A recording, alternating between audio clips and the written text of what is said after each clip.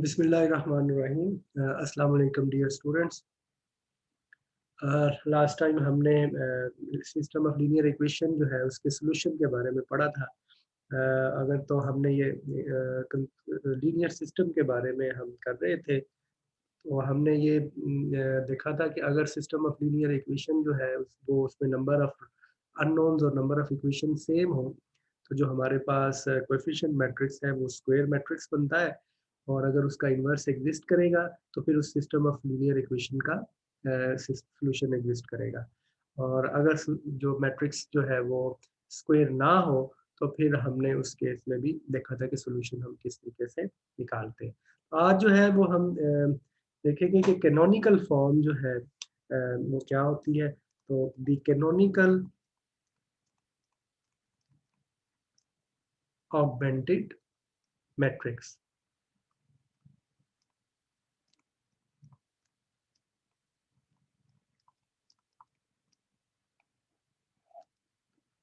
तो consider a system of linear equations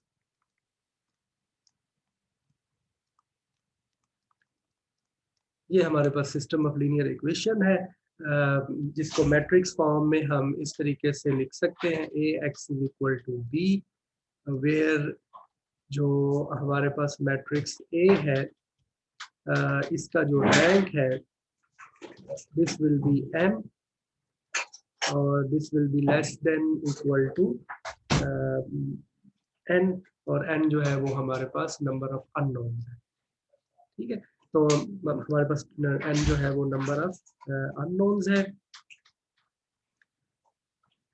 तो it mean के जब हम कह रहे हैं कि रैंक जो है इस मैट्रिक्स का ए है, तो इसका मतलब हमारे पास जो लीनियरली इंडिपेंडेंट रोज जो है वो हमारे पास, और लीनियरली इंडिपेंडेंट कॉलम जो है वो हमारे पास एम है। तो ये हम इस सिस्टम को इस तरीके से ट्रांसफॉर्म कर सकते हैं। After applying the elementary row operation,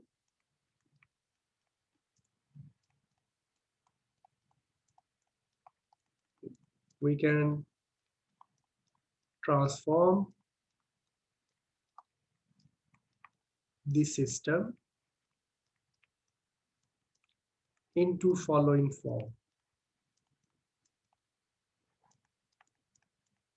ये हमारे पास टोटल जो है ए मैट्रिक्स जो है वो कोएफिशिएंट मैट्रिक्स था, तो हम इसको इस फॉर्म में लिख सकते हैं x1 एंड सो ऑन। इसके बाद जो बाकी सारे जो एंट्रीज है वो 0 है, और उसके बाद आपके पास y1 m+1 xm+1 and so on y1n xn is equal to y10। इसी तरीके से नेक्स्ट जो है वो आपके पास यहाँ पर x2 plus y2 m+1 xm+1 and so on y2n xn is equal to y20। And similarly यहाँ पे लास्ट क्योंकि m है, तो हम इसको इस तरीके से ट्रांसफॉर्म कर सकते हैं कि हमारे पास जो फर्स्ट m कॉलम्स जो है वो हम उसको फर्स्ट जो m वेरिएबल जो है उनको हमने कह दिया है कि x1 से लेकर xm तक जो है हमारे फर्स्ट m वेरिएबल है।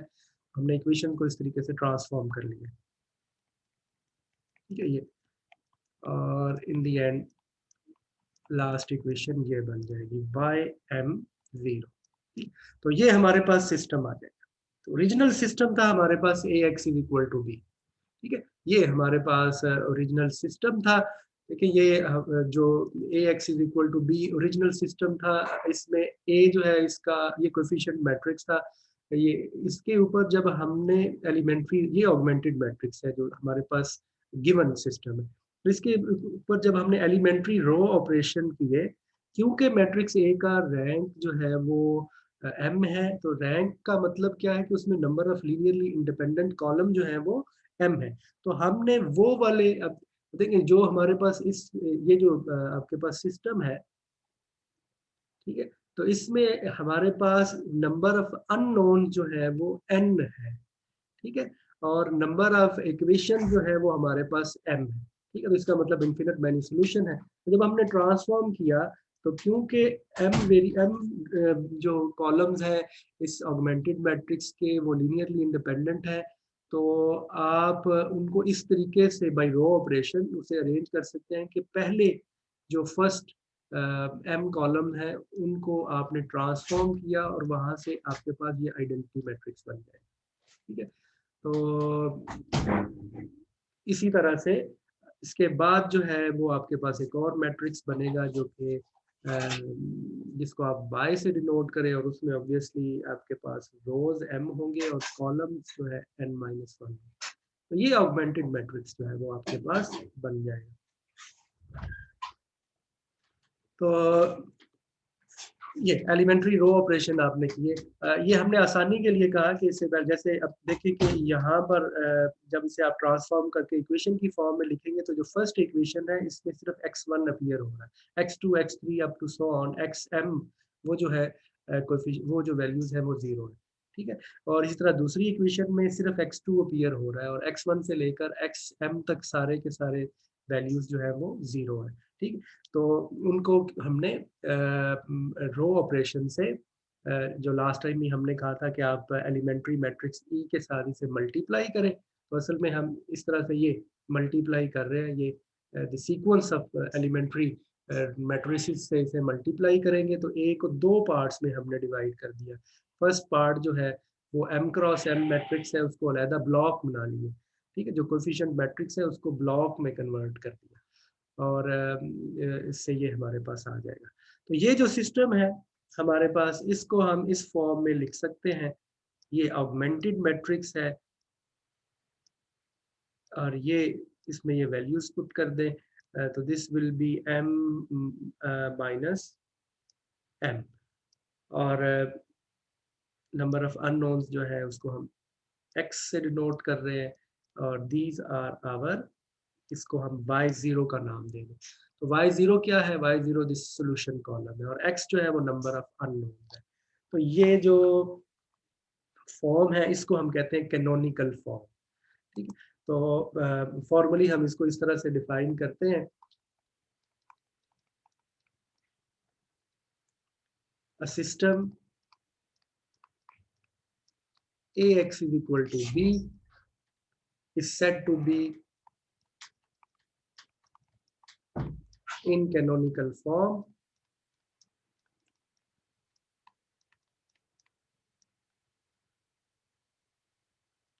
if among the n variables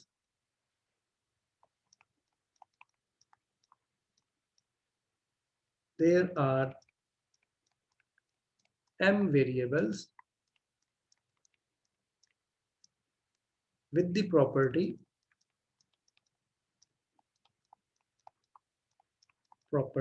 that each appear in only one equation.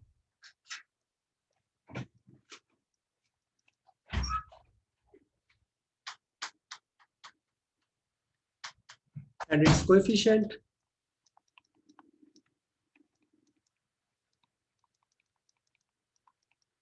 in that equation is unity. That equation is 1. ठीक है, तो ये हमारे पास जो सिस्टम है, जैसे लास्ट हमने ये देखा कि ये जो इक्वेशन है इसमें x1 देखें, इस पहली इक्वेशन में सिर्फ x1 ही अपीयर हो रहा है, तो इसी तरह से यहाँ पर सेकंड इक्वेशन में x2 अपीयर हुआ, तो x1 सिर्फ इसी इक्वेशन में अपीयर हो रहा है, इसी तरह से x2 सिर्फ सेकंड इक्वेशन में अपीयर हो रहा है, और इसी तरह से xm जो है वो सिर्फ mth इक्वेशन जो है उसमें अपीयर हो रहा है। तो ये खैर ज़रूरी नहीं है कि डेफिनेशन में अगर आप देखें तो ये लिखा हुआ है कि अमंग द एन वेरिएबल, जैसे यहाँ पर x1 से लेके xn तक n वेरिएबल्स हैं, उनमें से कोई से m वेरिएबल इस प्रॉपर्टी को सेटिस्फाई करने चाहिए, लेकिन हमने आसानी के लिए इनको फर्स्ट m वेरिएबल लिया हुआ है, ठीक है। क्योंकि ऐसा हम हमेशा हमेशा ही कर सकते हैं, इंटरचेंज कर सकते हैं, तो ये कोई ज़रूरी नहीं है कि मैट्रिक्स जो है वो इसी फॉर्म में हो, लेकिन हम उसे कन्वर्ट कर सकते हैं। तो अगर आपके पास फॉर एग्जांपल 4 वेरिएबल है, तो हो सकता है कि x1 और x3 जो है वो इस प्रॉपर्टी को सेटिस्फाई करें, और तो ज़रूरी नहीं कि, लेकिन आप फिर उनको इंटरचेंज करके फर्स्ट फॉर्म में लिख सकते हैं उस।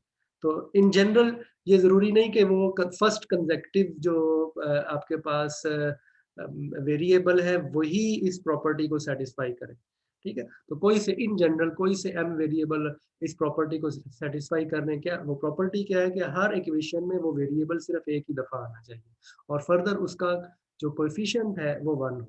तो इसको हम कहते हैं कि ये जो सिस्टम है ये कैनोनिकल फॉर्म में लिखा हुआ है, और जो कॉरिस्पॉन्डिंग आपके पास मैट्रिक्स होगा, ऑगमेंटेड मैट्रिक्स जो है वो, उसको हम इस फॉर्म में लिख सकते हैं। अब ये जो कैनोनिकल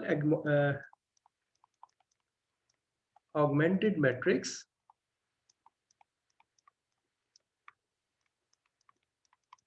is, तो ये हमारे पास कैनोनिकल मैट्रिक्स ऑगमेंटेड मैट्रिक्स होगा y m n minus m, और यहाँ पर ये y0, this is our augmented matrix. I जो है वो ये आइडेंटिटी मैट्रिक्स है, इसमें m रोज और m इक्वेशन है, ये स्क्वायर मैट्रिक्स है।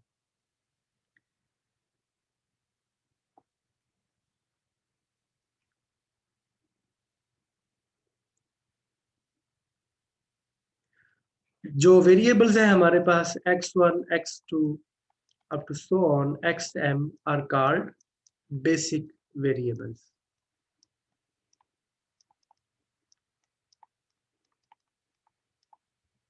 और जो बाकी वेरिएबल्स हैं उनको हम कहेंगे वो नॉन बेसिक वेरिएबल।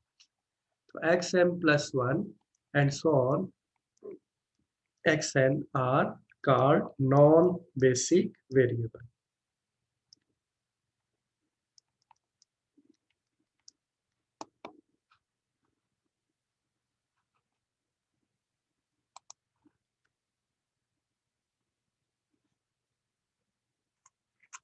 और जो हमारे पास जो सॉल्यूशन होगा, बेसिक सॉल्यूशन,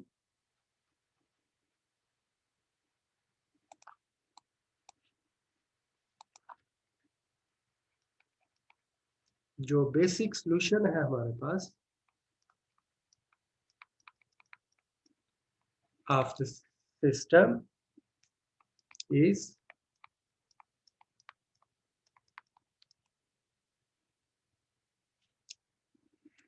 ये हमारा बेसिक सिस्टम सॉल्यूशन जो है, दिस विल बी y0, ये हमने लास्ट टाइम भी किया था, तो ये हमारा बेसिक सॉल्यूशन होगा।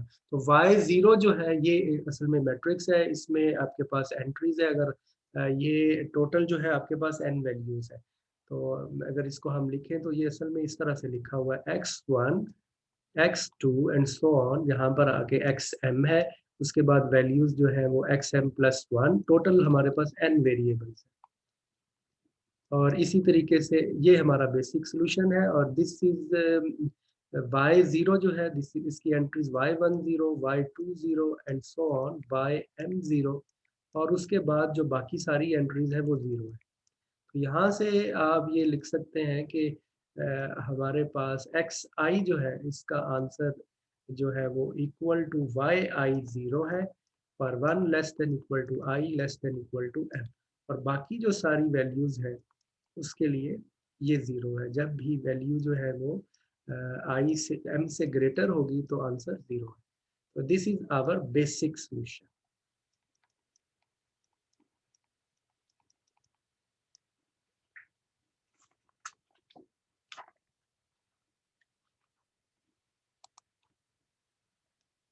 Now given a matrix, given a system of equation,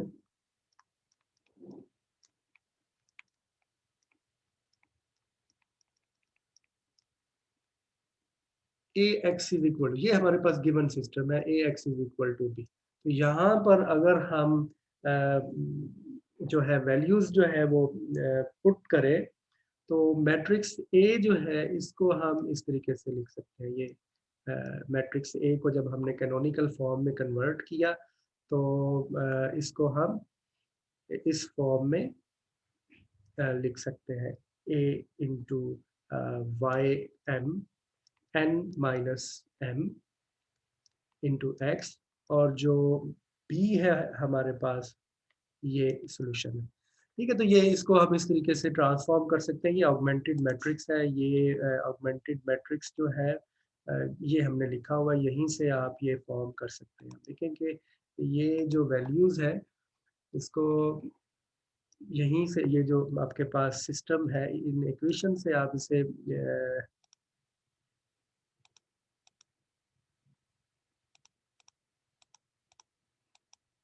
ये इस इक्वेशन से आप देखें तो ये जो मैट्रिक्स है ये किसके इक्वल होगा, और इसे आप मैट्रिक्स फॉर्म में लिखें तो x1 का कोएफिशिएंट 1 है, बाकी सारी वैल्यूज जो है वो 0 है। ठीक है, इसी तरीके से यहाँ पे x1 का कोएफिशिएंट 0 है, x2 का 1 है, बाकी सारी वैल्यूज 0 है, सो तो दिस इज द मैट्रिक्स। और ये आपने ब्लॉक बना दिया, समझ लीजिए ये ब्लॉक है, ये मैट्रिक्स जो है वो आई है। उसके बाद xm+1 का कोएफिशिएंट जो है वो y1m+1 है, एंड सो ऑन। अब y1n ये आपके पास नेक्स्ट ब्लॉक है, एंड सो ऑन। लास्ट जो है वो ym+1, और लास्ट एंट्री जो है वो ymn बन जाए। तो ये हमारे पास मैट्रिक्स है। तो इस मैट्रिक्स में, तो इसको हम यहाँ पर ये लिख रहे हैं। तो अब यहाँ पर अगर आप इसे सॉल्व करें, तो n-m x जो है उसकी अगर आप वैल्यू पुट करें, तो इसकी बेसिक सोल्यूशन जो है, इसको सोल्यूशन को हम इस तरीके से लिख सकते हैं, ये फर्स्ट सोल्यूशन है और ये बाद वाले। और इसको अगर आप सॉल्व करें तो हमारे पास वैल्यू आ जाएगी। तो देखें कि ये वैल्यू जो, ये आई जो है, ये सारे कोफिशिएंट इससे मल्टीप्लाई होंगे, तो ये हमारे पास वैल्यूज जो है वो 0 हो जाएगी। तो इसको अगर आप सॉल्व करें तो आइडेंटिटी मैट्रिक्स जो है, ये इसी तरह से, अगर आइडेंटिटी मैट्रिक्स जो है वो इस तरह से लिखा हुआ है, 1 0 0 1 एंड सो ऑन 0।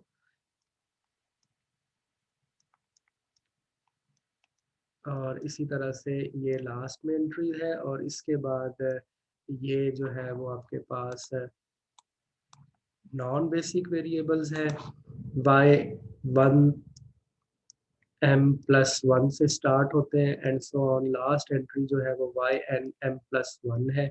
इसी तरीके से यहाँ पे लास्ट एंट्री जो है वो ym है, एंड सो ऑन। ये है ymn।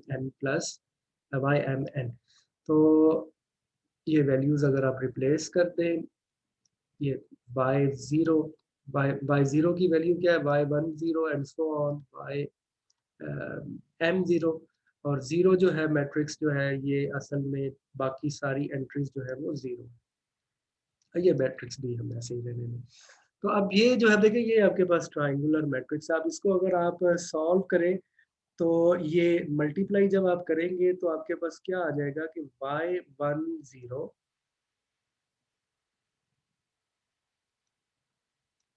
ये आप इस सारे को इससे मल्टीप्लाई कर रहे हैं तो y10, और ये एलिमेंट 1 से, तो ये जो सारी आपके पास कॉलम है, इस कॉलम को आप इस रो से मल्टीप्लाई कर रहे हैं। तो ये जो आपके पास फर्स्ट कॉलम है, इसका नाम अगर हम A1 रख दें, तो दिस विल बी, ये A1 क्या है, ये हमारे पास ये फर्स्ट कॉलम 1 0 300। इसी तरीके से जो सेकंड कॉलम है, उसको अगर हम ये 0 1 अप टू सो ऑन ये रख दें, और and so on, A m जो है वो आपके पास 0 अप टू सो ऑन 1 है। तो इसमें अगर वैल्यूज रिप्लेस करें तो this will become y10 a1। ठीक है, ये first column will be multiply by this. तो इसी तरह से y20 will be multiply by the second column, and so on. The last column is ym, ये वाला आपके पास am है। और उसके बाद नेक्स्ट जो है ये जो आपके पास कॉलम है, ये आपके पास ये, इसका मतलब ये ए आई जो है ये आपका स्टैंडर्ड बेसिस बन गया। तो दिस इज ए एम, और ये किसके इक्वल होगा? This is equal to b. तो इसका मतलब b can be written as a linear combination of A I. और what is these A I? तो ये जो A one up to so on A m है, ये आप देखें, ये आपके पास वेक्टर है, तो दिस इज स्टैंडर्ड बेसिस, ये बेसिस है। बिल्कुल इसी तरह से इसी आर्ग्यूमेंट को यूज करते हुए आप ये प्रूव कर सकते हैं एग्जैक्टली इसी वे से कि बाकी जो कोफिशिएंट है, अब जो बाकी ये तो हमारे पास ही बेसिक कॉलम, उसके बाद ये नेक्स्ट जो है ये a m plus one column है, ठीक है, ये आपके पास इसी तरह से ये आपके पास nth कॉलम है। तो इसी तरीके से आप ये यूजिंग द सेम आर्ग्यूमेंट हम जो है ए जे जो है इसको हम लिख सकते हैं लीनियर कम्बिनेशन में y one j a one up to so on y m j a m. तो फिर जे जो है उसकी वेरिएशन जो है वो एम से ग्रेटर है और ये एम से लेस है। तो दीज आर जो है हमारे पास जो वैल्यूज हैं वो हम बेसिक मैट्रिक्स के लीनियर कम्बिनेशन में लिख सकते हैं। तो अब आपके पास ये कॉलम है, ये ए जे जो है ये आपके पास इस कॉलम को रिप्रेजेंट कर रहा है। तो इसका मतलब तो जो सिस्टम है दिस इम्प्लाइज जो ये system a x is equal to b है, ax is equal to b is a given system. For ax is equal to b, a given system, the canonical augmented matrix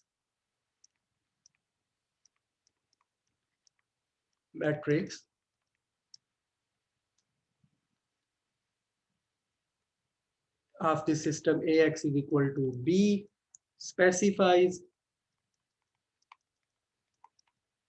the representation of the column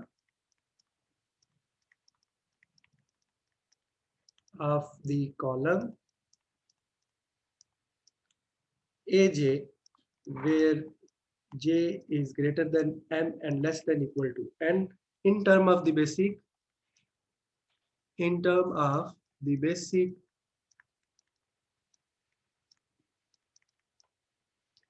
column. तो basic columns आपके कौन से हैं? वो वाले जो कि लीनियरली इंडिपेंडेंट थे, जो जिनको हमने फर्स्ट एम कॉलम कहा हुआ है, और उसके फर्स्ट कॉलम को हम ए वन कह रहे हैं, और तो बाकी जो एल एम कॉलम है उनको ए वन से लेके ए एम तक डिनोट कर रहे हैं। तो जब भी हमारे पास जो कैनोनिकल ऑगमेंटेड मैट्रिक्स होगा आपके पास, तो उसमें आपके पास टोटल एन कॉलम्स हैं। तो जो फर्स्ट एम कॉलम्स हैं वो आपके पास ए जो है वो स्टैंडर्ड बेसिस होंगी, और उसके बाद जो नेक्स्ट आपके पास जो मैट्रिसेस में जो नेक्स्ट कॉलम है उनको हम ए आईज के लीनियर कम्बिनेशन में लिख सकते हैं। तो ये कैनोनिकल मैट्रिक्स जो है इस फॉर्म में हम उसे कन्वर्ट कर लेंगे। इसके बाद जो है वो हमारा नेक्स्ट टास्क ये है कि किस तरीके से हम जो है वो पिवट एलिमेंट जो है वो वेक्टर्स जो है उनको पिवट मेथड क्या है। ये पिवट जो है इसमें हम ये देखते हैं कि अगर कोई हमारे पास एक बेसिक वेरिएबल जो है उसको हमने नॉन बेसिक वेरिएबल बनाना हो, और या फिर नॉन बेसिक वेरिएबल को अगर हमने बेसिक वेरिएबल बनाना हो, तो उसके लिए हम ये प्रोसीजर करते हैं। और उस एलिमेंट जो है जिसको हमने जो वेरिएबल को जो जो है हम बेसिक वेरिएबल बनाते हैं उसका जो कोएफिशिएंट होता है वो पिवट एलिमेंट कहलाता है। तो नेक्स्ट जो है वो हमारा टास्क है कि हम किस तरीके से पिवट फाइंड आउट करते हैं, pivots.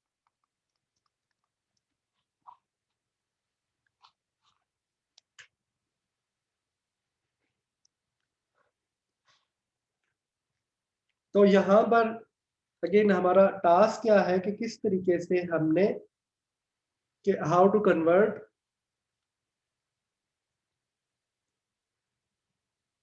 if if we want to replace a basic variable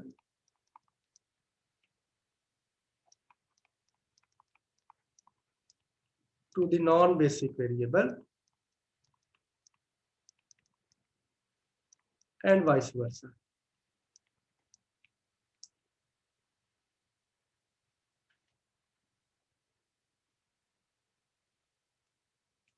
Then what will be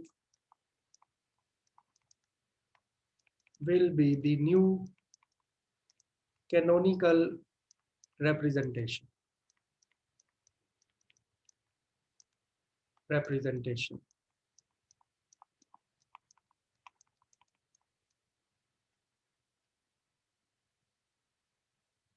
To the new set of basic variables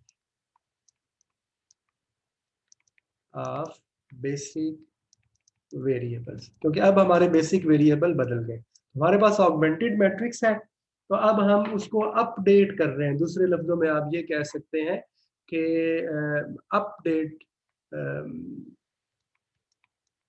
updating the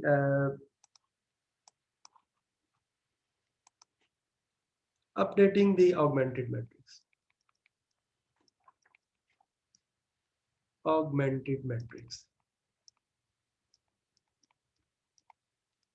तो ये एक सेंट्रल पॉइंट है सिंप्लेक्स मेथड को अप्लाई करने का कि किस तरीके से आपने अपना ऑगमेंटेड मैट्रिक्स जो है उसे अपडेट करना है। अपडेट करने का मतलब क्या है कि अगर आपके पास बेसिक वेरिएबल है और नॉन बेसिक वेरिएबल्स हैं, तो अगर आपने नॉन बेसिक वेरिएबल को बेसिक वेरिएबल बनाना है तो उसके लिए जो प्रोसेस है, जब वो उसको आप बनाएंगे तो इट मीन के जो आपका ऑगमेंटेड मैट्रिक्स है वो भी अब बदल जाएगा। तो अब जो नया ऑगमेंटेड मैट्रिक्स बनेगा वो जो है उसे हम कहेंगे कि अपडेटेड ऑगमेंटेड मैट्रिक्स। और इसका जो प्रोसीजर है वो हम देखते हैं कि किस तरीके से हम जो है वो इसको कन्वर्ट करेंगे। तो हमारे पास जो सिस्टम है, सपोज के हम ये द प्रोसीजर ये हम यहाँ पे स्टेट करते हैं। तो suppose in the canonical system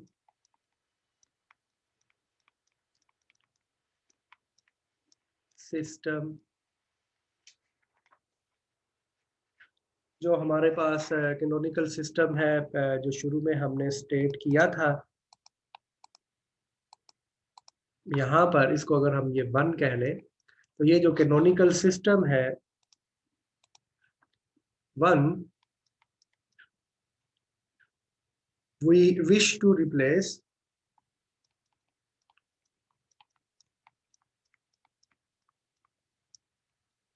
the basic variables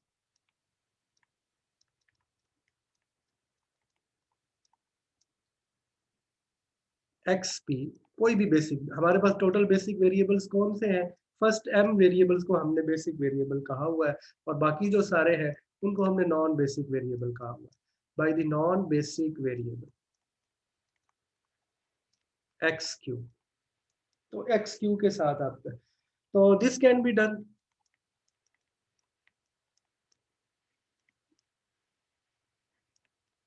bye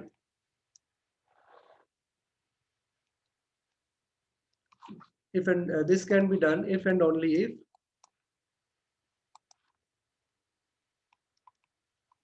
if and only if by pq is non-zero। तो पहली चीज तो ये है कि ये उसी वक्त होगा जब ये जो कोफिशिएंट है ये नॉन जीरो, ठीक है। और जैसे ही ये नॉन जीरो है उसके बाद आप क्या करेंगे, it is accomplished by dividing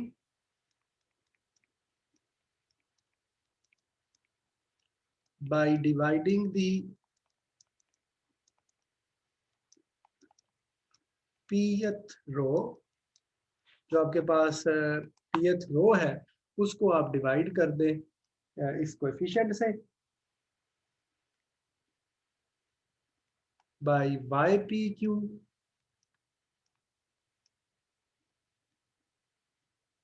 to get a unit coefficient of xq। अब उसकी जो बाकी एंट्रीज हैं वो 0 बनानी है, तो इन दी pth इक्वेशन, अब बाकी जो आपके पास एंट्रीज हैं एंड देन उनको आप सब्ट्रैक्ट कर दे, and then subtracting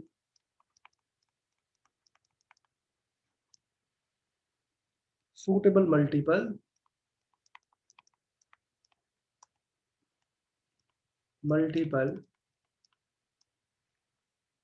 of row P from each of the other row.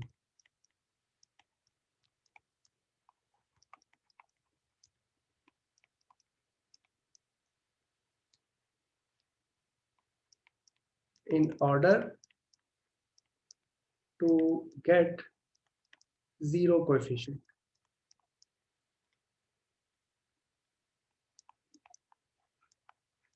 तो ये हमारे पास कोएफिशिएंट जो है वो 0 बन जाएगा for x Q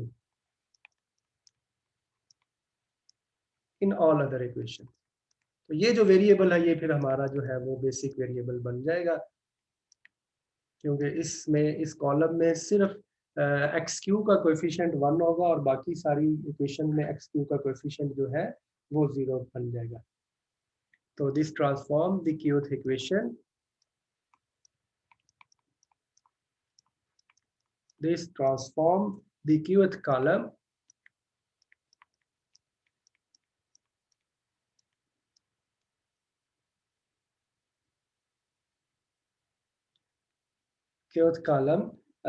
so that it has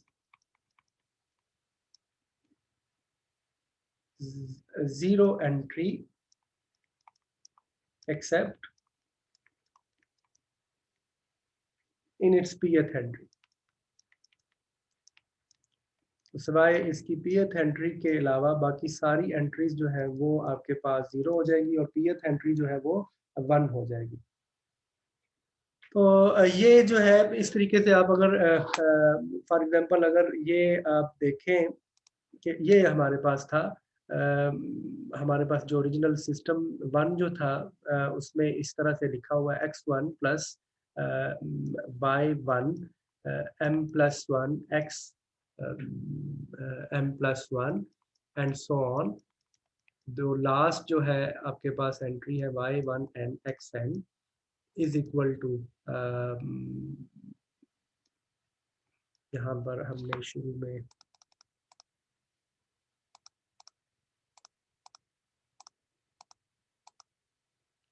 y10, this is equal to y10।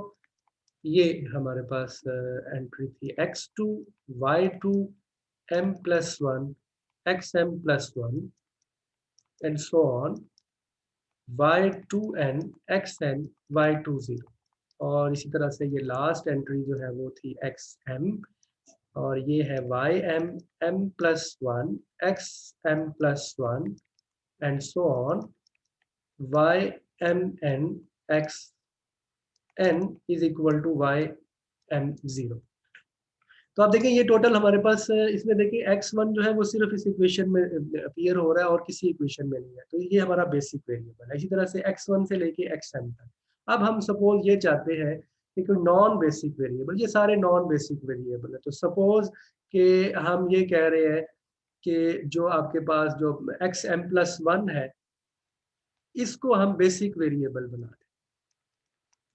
ठीक है, तो ये प्रोसीजर है जो लास्ट मैंने लिखा हुआ है कि किस तरीके से आपने जो बेसिक वेरिएबल है नॉन बेसिक वेरिएबल को बेसिक वेरिएबल बनाना है। ठीक है। तो जो जैसे कि मतलब जो हमने लास्ट में लिखा था कि हम जो है वो जो वैल्यू है हमारे पास जो क्यू है दिस इज m+1, ठीक है। और हमारे पास जो p जो है वो 1 है, ठीक है। तो फर्स्ट रो में हम देख रहे हैं, तो अब ये देखिए इसको हमने कैसे बनाना है कि ये जो आपके पास कोएफिशिएंट है, इस कोएफिशिएंट को आपने 1 बनाना है, ठीक है। तो पहली हमने क्या चीज कही थी कि y p q must be non zero, ठीक है। पहली चीज हमने ये की, तो ये कोएफिशिएंट अगर नॉन जीरो नहीं है तो इससे डिवाइड नहीं कर सकते। तो पहली चीज कि जिस कोएफिशिएंट जिस वेरिएबल को आप बेसिक वेरिएबल बनाना चाह रहे हैं उसका कोएफिशिएंट नॉन जीरो होना चाहिए।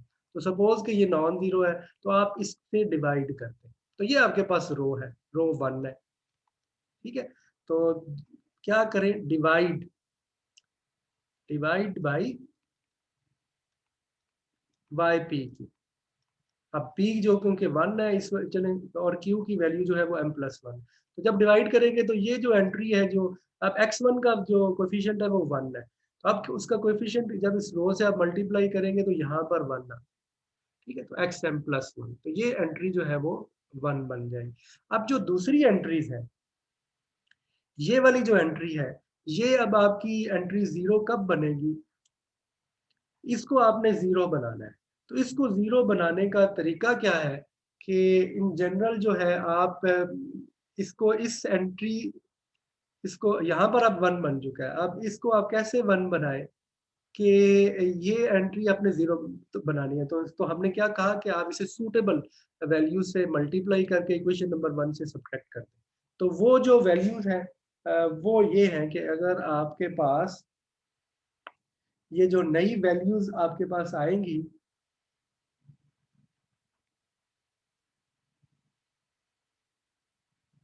ये वो फॉर्मूला है, इस फॉर्मूले में आपने वैल्यूज पुट कर दे।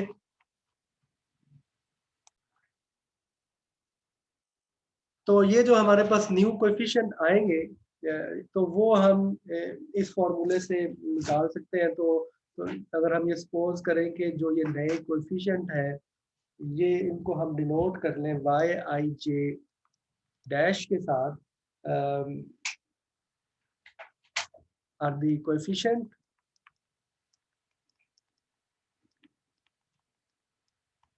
इन द न्यू कैनोनिकल सिस्टम, ठीक है जी। तो जैसे ये वैल्यूज बदल जाएंगी जब आपने ये 1 बनाया, अब आप बाकी ये सारी जब एंट्री 0 बनेगी तो इसका मतलब xm+1 जो है वो आपका बेसिक वेरिएबल बन जाएगा, और बाकी सारे कोएफिशिएंट भी बदल जाएंगे क्योंकि जब आपने इसको 0 बनाएंगे तो बाकी एंट्रीज भी बदल जाएंगी। तो वो जो एंट्रीज होंगी नई वो इन फॉर्मूलाज से हम निकाल सकते हैं।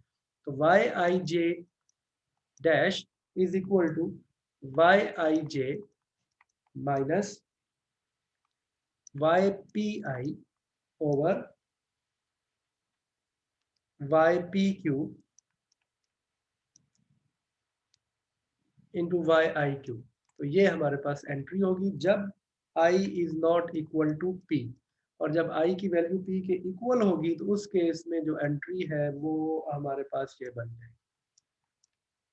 इस विल बी इक्वल, सिंपली आपने मल्टीप्लाई कर देना है इसको कोफिशिएंट को इस एंट्री के साथ वाई पी, तो ये हमारे पास नई एंट्रीज आ जाएगी, ठीक है। जैसे यहाँ पर आप ये देख सकते हैं कि ये अगर हम इसमें क्योंकि अगर p की वैल्यू अगर आपने 1 ले ले तो i is not equal to 1, तो बाकी जो i की वैल्यू जब 1 होगी तो इसका मतलब y डैश 1 इंटू जे, ये एंट्रीज क्या हो जाएंगी, क्या किया था आपने, इससे डिवाइड किया था, तो ये एंट्री क्या हो जाएगी y और p की वैल्यू 1 है तो y1j ओवर y1, और q जो अगर आपने m+1 लिया हुआ है तो ये एंट्री आ जाएगी, मतलब इस एंट्री से आपने डिवाइड कर दिया। तो y1j जो है अगर j की वैल्यू 1 रखेंगे तो सारे के सारे कोएफिशिएंट आ जाएंगे। और इसी तरीके से आप बाकी जो एंट्रीज है, अगर आपने y2 एंट्री ये निकाल रहे हैं y2j, तो इसमें वैल्यूज पुट कर दे तो this will be equal to y, जैसे ये i की वैल्यू 2 अगर पुट करेंगे तो y2j minus Y 1 2 over Y 1m+1, और इसी तरीके से बाकी एंट्री जो है वो आपके पास आ जाएगी। बाय आई की वैल्यू अगर आपने 2 ली हुई है तो यहाँ पे 2 इंटू एम प्लस 1। तो ये अगर आप देखें जे की वैल्यू अगर आप m+1 रखते हैं तो ये जो है वाई पी जे, सॉरी ये है, ये वैल्यू जे है। तो अब अगर देखें जे की वैल्यू अगर आप यहाँ पर पुट करेंगे m+1 पुट करेंगे तो ये एंट्री 0 बन जाएगी। इसी तरह बाकी एंट्रीज बदलती जाएंगी। तो ये वो फॉर्मूला है जिसकी मदद से आप नए जो कैनोनिकल मैट्रिक्स है उसकी रिप्रेजेंटेशन जो है वो फाइंड आउट कर सकते हैं। तो दो चीज़ें हैं आज के लेक्चर में हमने देखी कि कैनोनिकल रिप्रेजेंटेशन जो है वो क्या होती है। आपके पास गिवन मैट्रिक्स है, आपने क्या करना है कि उसकी जो लीनियरली इंडिपेंडेंट रोज होगी उनको आपने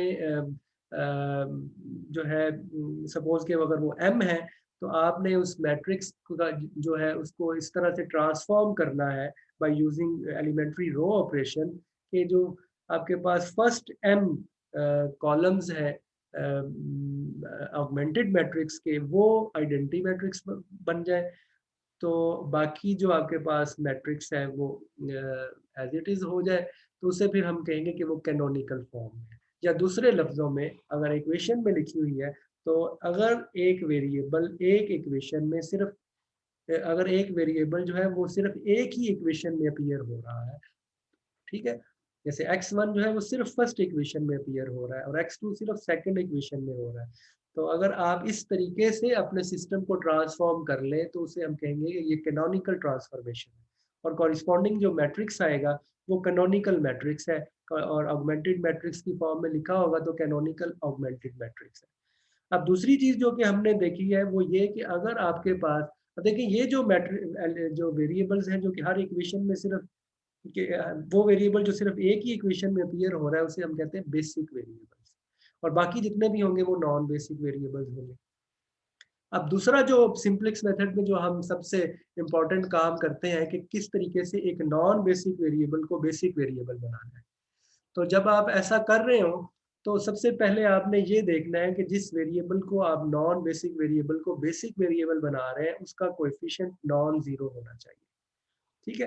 तो क्या करें, उस कोएफिशिएंट से उस रो से उसे डिवाइड कर दें तो उस वो एंट्री 1 बन जाएगी। अब वो जो अब इसके क्योंकि आपने बेसिक वेरिएबल बनाना है और बेसिक वेरिएबल के लिए ज़रूरी है कि उसका कोएफिशिएंट 1 हो और किसी और इक्वेशन में वो अपीयर नहीं होना चाहिए। तो बाकी हर इक्वेशन में xm+1 जो है उसकी एंट्री को 0 बनाना है, और इन जनरल अगर आप उसे xq कह लें तो ये एंट्री सारी 0 बनानी है। तो वो कैसे बनाएंगे, सूटेबल वेरिएबल से मल्टीप्लाई करके फर्स्ट इक्वेशन में से सब्ट्रैक्ट कर देंगे तो वो 0 बनता जाएगा। तो जब आप ये सारा प्रोसीजर करेंगे तो ये जो एंट्रीज है, अब जो नया सिस्टम बनेगा उसका जो जो एंट्रीज है कोएफिशिएंट है जो इन वेरिएबल्स के वो चेंज हो जाएंगे। अब वो जो नए वेरिएबल्स हैं उनको हम ये वाई आई जे प्राइम लिखते हैं, तो इन फार्मूला से आप वो कोएफिशिएंट निकाल सकते हैं, मतलब प्रीवियस ही कोएफिशिएंट की मदद से न्यू कोएफिशिएंट आपके आ जाएंगे।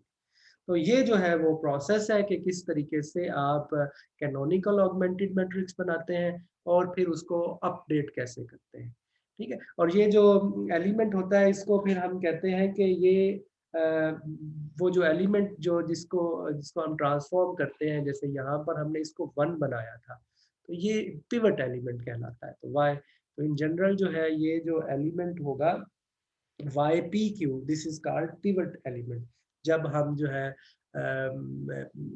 एक्स पी जो है आपका जो बेसिक वेरिएबल है उसको एक्स क्यू जो नॉन बेसिक वेरिएबल है उसके साथ ट्रांसफॉर्म करेंगे तो जो आपके पास कोएफिशिएंट YPQ होगा, this is called pivot element, ठीक है। तो नेक्स्ट जो है फिर नेक्स्ट क्लास में जो है इसको कंटिन्यू करेंगे। अस्सलाम वालेकुम।